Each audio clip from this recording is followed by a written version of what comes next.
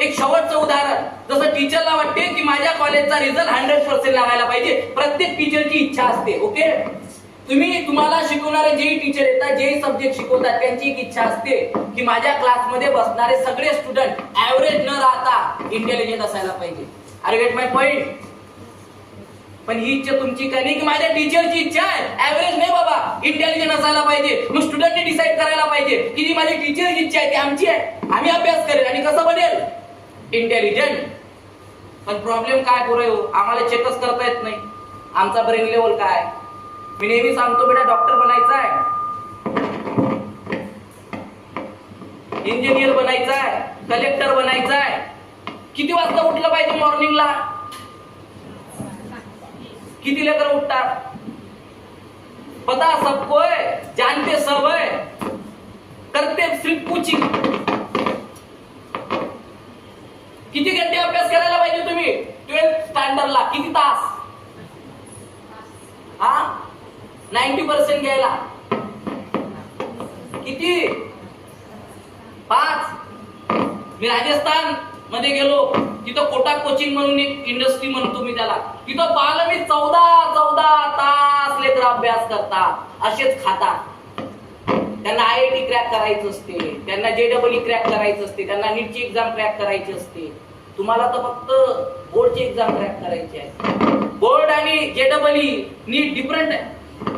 ते 12 तास अभ्यास करतात आणि लेखाय हो तुम्हाला 70, 80, 90% कमवायला 5-6 तास अभ्यास करणे तुमच्या जीवावर येते. तुम्ही कसे तुमचे ड्रीम कम्प्लीट कराल बे?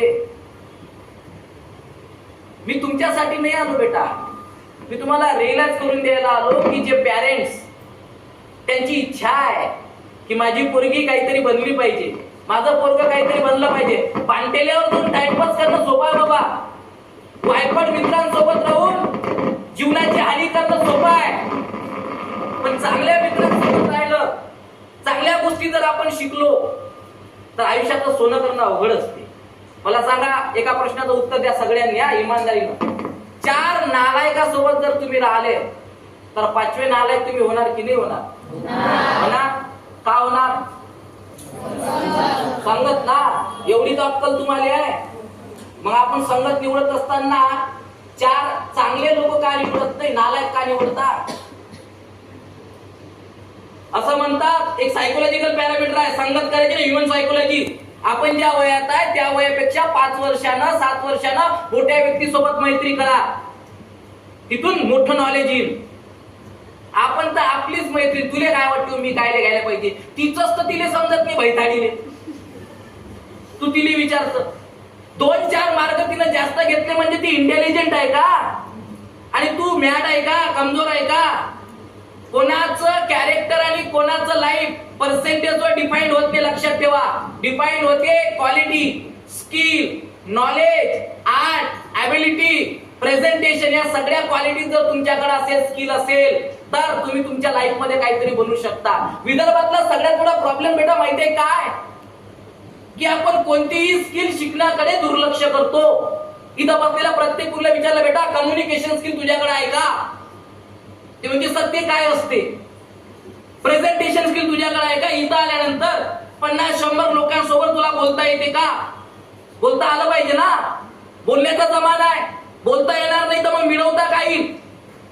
या देशाचे पंतप्रधान किती शिकले आहे, पण कसे म्हणतात, मेरे भाई और बहनों अच्छे दिन आएंगे, चायची खटखट येईल तेव्हा येईल, पण बोलून तर राहिले ना. डॉक्टर APJ अब्दुल कलाम आपल्यासाठी आयकॉन आहे की नाही आहे? आयडल आहे की नाही आहे? एक न्यूज पेपर वाटणारा पोरगा सायंटिस्ट बनतो, या देशाचा राष्ट्रपती बनतो, मिसाईल मॅन बनतो. ज्या पोराला टीचरनी 4th स्टँडर्डला स्कूल मधून काढून दिलं, त्याच्यासाठी चिठ्ठी दिली आणि आईला दे असं सांगितलं, ते पोरग घरी आलं, आईला चिठ्ठी दिली. त्या चिठ्ठीत लिहिलं होतं, तुमचा मुलगा आमच्या शाळेतील अतिशय मतिमंद पोरगा आहे, करिता आमचा टीचर स्टॉप शिकू शकणार नाही, त्याला तुम्ही दुसरीकडे शिकवा. पोरगा आईला विचारते, आई काय लिहिलं त्यात? आई खोटी बोलते. आई परत चिठ्ठी वाचते, तुमचा मुलगा आमच्या शाळेतील अतिशय ब्रिलियंट पोरगा आहे, म्हणून आमचा टीचर स्टॉप शिकू शकत नाही. पोट्याला वाटलं मी मास्तरपेक्षा हुशार आहे, आय एम ब्रिलियंट, आणि त्याला असं वाटलं मी एवढा हुशार आहे, कुछ तो करना करना पडेगा लाईफ में. कारण माझ्यासाठी आता जगात कुठली गोष्ट इम्पॉसिबल नाही आहे. इम्पॉसिबल हा शब्द जवळून पहा, त्याच्या लिहिला आय एम पॉसिबल. आणि तो पोरगा 10,000 एक्सपेरिमेंट करून या बल्बचा आविष्कार करतो. तो थॉमस एडिसन बनतो. कुठे जज केलं, कुठे गेस केलं, कुठे डिफाईन केलं की तुम्ही कोण बनणार? पर्सेंटेज आले का?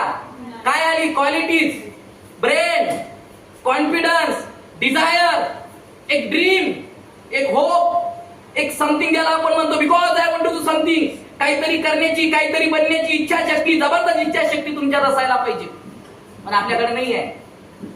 एक शेवटचं उदाहरण तुम्हाला देतो. काय असते प्रत्येक बापाची आपल्या लेकराप्रती इच्छा असते पुरी. एक पोरगी अमरावतीमध्ये माझ्याकडे शिकायला आली. मी 2 दिवस नागपूरला होतो. काय कारणास्तव मी लेक्चर घेऊ शकलो नाही. माझ्या ट्रेनरने लेक्चर घेतले. तिसऱ्या दिवशी तिच्या वडिलांचा मला कॉल आला. रडून राहिले ते. मला कॉल आला, वाईट वाटते या वयातल्या पोरी की तायडे सर कुठं आहात? ऑफिसला आहे. सकाळपासून माझी पोरगी गेली, अजून नाही आली. म्हटलं काय झालं? काल तिचा मोबाईल मी चेक केला तर त्या मोबाईल मध्ये मेसेज होते की कुठल्या तरी एक ट्रक ड्रायव्हर पोरगा 27 वर्षाच्या, पोरगी 16 वर्षाची त्याच्यासोबत पडून गेली. काय इच्छा होती बापाची? पोरी आज मी तुमच्या सोबत फ्री मध्ये बोलून राहिलो. तुम्ही गुगल सर्च करा. एक कोर्स आहे माझा TTT, 1 लाख रुपयाचा कोर्स आहे. नाही घेऊ शकत मिडल क्लास आणि लो क्लास लेकर. कॉन्फिडन्स कुठून आणणार? डेअरिंग कुठून आणणार? कॅपेबिलिटी कुठून आणणार? प्रेझेंटेशन कुठून आणणार? या एज मध्ये तुम्हाला स्ट्रॉंग आणि सेल्फ डेव्हलप व्हायची गरज आहे. कुठून येईल? Focus on your goal. Teacher शिकवतात गोलवर फोकस करा. आमचं लागतच नाही. आमचा ब्रेन कुठं जातो? आम्हाला या एज मध्ये डिस्ट्रॅक्शन येतात, प्रेशर येतात. 14, 15 वर्षाचे लेकर सुसाईड करून राहिले. प्रेशर. एक पोरगी होती, त्या पोरीचे पॅरेंट्स, तिचे जे वडील होते त्यांची डेथ झाली. त्या पोरीला म्हणायला लागले तुला अभ्यास करायचा, इंजिनियर बनायचा, अभ्यास करायचा, इंजिनियर बनायचा. विसरून गेली. तिला भावना आहे, तिला मन आहे, फिलिंग्स आहे. पोरीला जवळ घ्यायला पाहिजे, लाड करायला पाहिजे, पाठीवरनं हात फिरवायला पाहिजे, तिला विचारायला पाहिजे बा तुला झपते का नाही झपत, फक्त अभ्यास कर अभ्यास कर केलं. 17 वर्षाची पोरगी 12th स्टँडर्डची एक्झाम दिल्यानंतर पोरीने एक चिठ्ठी लिहिली आणि ते घर सोडून निघून गेली. मम्माला ती चिठ्ठी सापडली. मम्माला ती चिठ्ठी वाचली. त्या चिठ्ठीत लिहिलं होतं मम्मा आय व्हेरी व्हेरी सॉरी, मी घर सोडून निघून जात आहे. मम्मा मला एका प्रश्नाचं उत्तर दे. मी दगड आहे, मी लोखंड आहे, मी लाकूड आहे, मी कोण आहे? एक मासाचा गोळा. मला मन आहे, मला भावना आहे, मला विचार आहे. कधीतरी मम्मा पप्पा गेल्यानंतर तू मला जवळ घेतलं, कधीतरी माझी मैत्रीण बनली, कधीतरी माझ्यावर प्रेम केलं. तू काय बोलली? अभ्यास कर, इंजिनियर बनायचं आहे. मम्मा मी कंटाळली. आणि मी ज्या वयात मला मैत्रीण पाहिजे होती त्या वयात तू स्ट्रिक्ट झाली. ज्या वयात वाटत होतं पप्पा नसल्यावर तू मित्र बनाव, तू मला सांगितलं अभ्यास कर. मम्मा प्रेम दिलं असतं, मैत्री केली असती, मला खूप गोष्टी तुला सांगायच्या होत्या, पण तू कधी ऐकून घेतलं नाही. मी कंटाळली. आणि एका कॉलेजमध्ये मला एका मित्र भेटला. त्या मित्रावर माझं प्रेम झालं. त्याला मला समजून घेतलं. मम्मा आता परिस्थिती अशी आली की मी प्रेग्नेंट सुद्धा आहे. ती माय रडून राहिली आता. मम्मा आता मी तोंड टाकू शकत नाही म्हणून मी आत्महत्या करायला जाते. ती माय खूप रडून राहिली. पोरी जोरजोरात खाली लिहिलंय मम्मा कागदाच्या पाठीमागून आणखी काहीतरी लिहिलंय. त्या पाठीमागून मावेनं चिठ्ठी वाचल्यात लिहिलं होतं मम्मा I am very very sorry, मी असं काही केलं नाही. ना मी घर सोडून जात आहे, ना कोण्या पोरावर माझं प्रेम आहे, ना मी प्रेग्नेंट आहे. फक्त मला रिअलाइज करून द्यायचं होतं मी सुद्धा व्यक्ती आहे, मी सुद्धा मासाचा गोळा आहे, मला सुद्धा भावना आहे, मला सुद्धा मन आहे. कधीतरी ओळखा. हे तर पॅरेंट्स बद्दल असू शकते तुमच्याबद्दल, तर काही मुलींनी आपल्या पॅरेंट्सचाही विचार करायला पाहिजे की नाही? करायला पाहिजे की नाही करायला पाहिजे? कितीतरी पोरी मी पाहतो इथून गेल्यानंतर, मी तुमची गोष्ट नाही करत, विचित्र वागतात. 10,000 हजाराचा मोबाईल तुमच्याकडे आहे ना आलाय तो. तुमच्या बापाची कमाई 10,000 रुपये आहे. 10,000चा मोबाईल आहे, 300 रुपयाचं रिचार्ज आहे. नीटची एक्झाम देता का? 10 घंटे अभ्यास करता का त्याच्यावर? त्यासाठी तर बुक आहे ना. 3 घंटे मोबाईल काढून इन्स्टा आणि व्हॉट्सअपवर रील पाहण्यात आपण मजा करतो, पण 3 तास 4 तास अभ्यास करणं आपल्या जीवावर येते. बुक घेतलं की आपले डोळे लागणं चालू होते. कसं म्हणावं तुम्ही सिरियस आहे? एक बाप आहे जो लहानपणापासून वागवतो, मोठा करतो, तुझ्या प्रत्येक इच्छा पूर्ण करतो. माझी परी, माझी पिंकी, माझी चिंकी, माझा बाबू, माझा सोन्या, सगळ्या गोष्टी तुम्हाला लावतो तुमचा बाप. आणि तीच पोरगी वयाच्या 16व्या वर्षी जर एका पोरासोबत पळून जात असेल, त्याच्या इच्छेचं काय होईल? त्याच्या इज्जतचं काय होईल? त्याचा मान सन्मान जो आहे त्याचं काय होईल?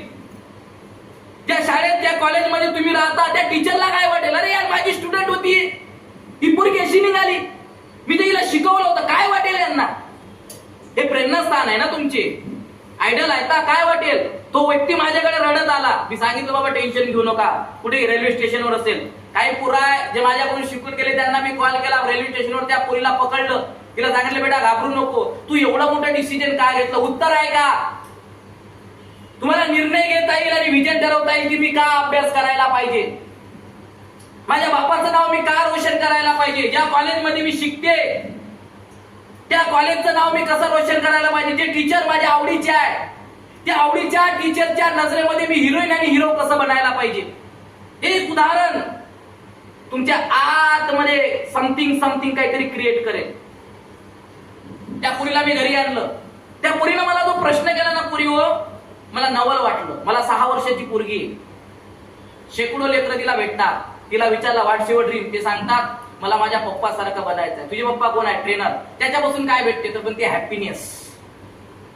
माझे पप्पा जे लेकरांना शिकवते त्याच्यापासून जे परिवर्तन तयार होते, लेकरं म्हणतात की तायडे सरांमुळे परिवर्तन झालं, ते पाहून माझे पप्पा जे खुश होतात असा आनंद मला मिळवायचा. 6 वर्षाची पोरगी.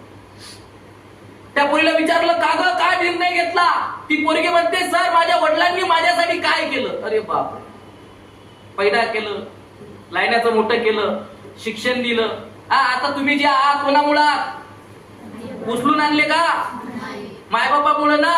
तुमची फी, तुमची ट्युशन, चांगले चांगले कपडे, चांगलं खायला कोण देते र? मायबाप देते ना. बेमान आहे आपण त्याच्या साधी लबाड होतो. म्हटलं बेटा मग या पोरानं काय दिलं? नाही त्यानं काही नाही दिलं, पण तो म्हणते तुझ्यासाठी काही पण. झाले 1 रुपया कमवायची अक्कल नाही ते हलकट. तुझ्यासाठी काय पण, काय काही पोट्याचा म्याड आहे. तुझा स्वभाव, तुझं मन, तुझे विचार चांगले, एवढी विचार चांगलीची तर इथं काय मराली असती, ती काहीतरी चांगलं केलं असतं ना तिनं. पण पोट्याला समजत नाही, पुरीले समजत नाही की हे पोट्टे आपल्याला फसवतात. हे वय फसण्याचं आहे का बनण्याचं आहे? हे वय शिकण्याचं आहे का हे वय गमावण्याचं आहे? You will be decide. ठरवा, तुमचं तुम्ही ठरवा. त्या पोरीला म्हटलं माहिती आहे बेटा बाप काय असतो? कदाचित जर तू 18, 19, 20 ची झाली, त्या बापाला जे टेन्शन येते तुझ्या लग्नाचं ते ऐक आणि मग ठरव बाप माझ्यासाठी हिरो आहे की विलन आहे. आणि त्या पोरीला मी सांगितलं, म्हटलं बेटा तुझं लग्न करायचं असं म्हटल्यानंतर त्या बापाच्या काळजामध्ये शिलका निघते.